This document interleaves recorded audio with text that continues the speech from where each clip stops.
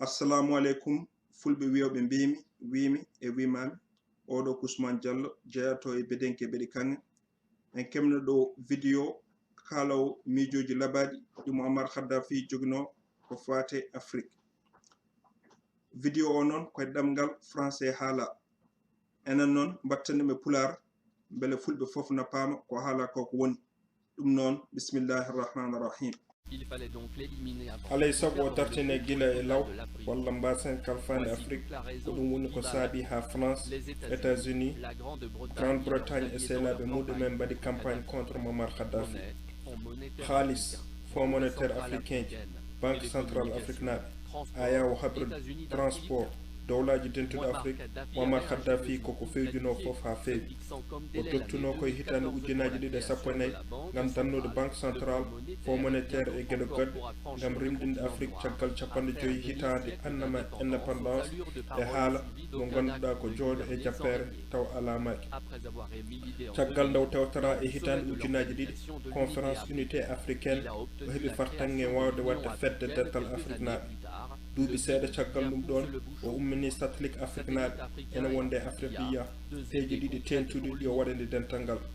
Muammar Gaddafi duñi bandiraɓe woni e sodde satellite gam heɓde ndimago muɗumen to banggue communication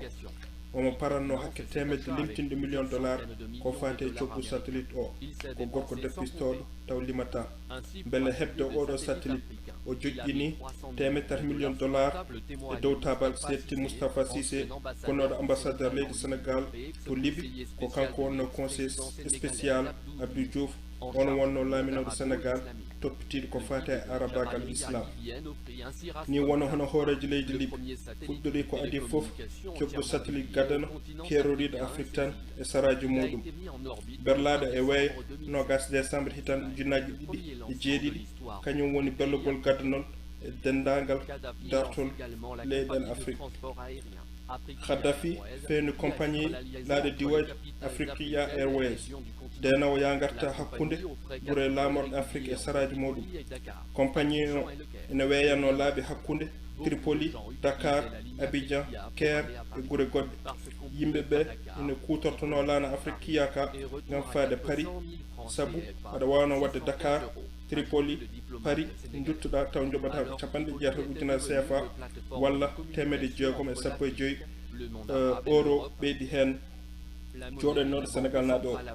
Tripoli taw wonti tufde hakkunde Afrique leyɗele arabeɓe e Europe Khalis e Banque centrale Afrique naaɓe koye hitande ujunnaji ɗiɗi e sappo e nayyi Gaddafi haali haala wonde Afrique naaɓe nden tan mbaɗa haalis goto wiye UMA o yaltini $3 milliard gam yuɓɓinde UMA konnoɗo jogade joɗorgal to Yaoundé e Cameroun o parrenino wadde Banque centrale Afrique naaɓe BCA konnoɗo joɗa to Abuja wuro lamorgo Nigéria ina wonno e miijo beele oɗo banque nde yaltinta haalis Afrique naaɓe o e hitande ujunnaji ɗiɗi e sappo e nayyi ko ɗum woni ko welani tubakoɓe sabu en gaccano CFA o e haalisaji goɗɗi bonneji dañal meɗen Gaddafi no joguino politique Afrique naaɓe celluɗo gila Sénégal ha Tchad ndewra Guinée, Côte d'Ivoire, Ghana, Libéria, Bénin, Togo, Nigéria, Niger, Mali e ko way noon hoorejo Libye ulli milliarduji dollars faade e ndema pétrole hôtelaji julluji e gollam to Mali ko ɓuri famdude e ko Libye waɗi toon limmete ko hakke $50 milliards francs CFA faade hôtelaji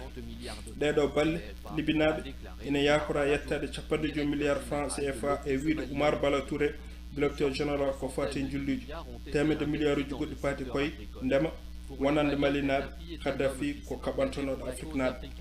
Conseil national de transition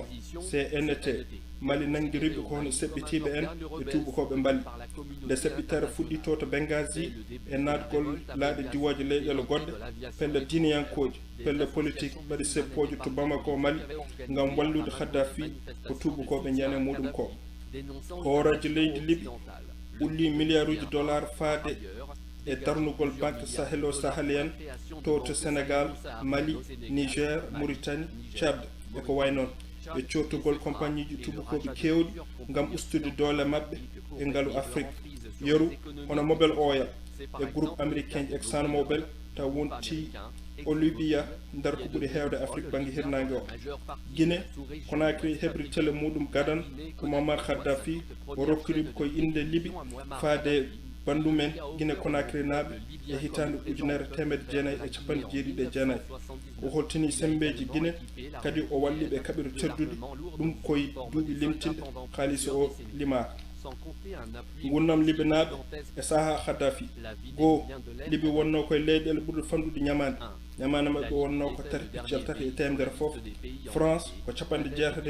temedere fof USA ko 68,9 temedere fof Japon ko 225 temedere fof ɗiɗi courant kutorteɗo e galleji yoɓetake tati ndiyam kutorteɗo e galleji yoɓetake nayi coggu litre goto essence ko ndiga piccal ndiga jeetati Europe joyi bankuji Libi naaɓe ñamliron taw intérêt ala jeegom joom leydi en joɓata juuti TVA wodani jeeɗiɗi kala galle libinajo caggal nde holiri livret de famille ene yeɓa €1 lewru kala jeetati wonande janggoɓe libinaɓe kala guiɗo jokkiɗe jangde muɗum caggal leydi laamu Kadhafi ina rokkano ɗum €127 lewru kala oni France et USA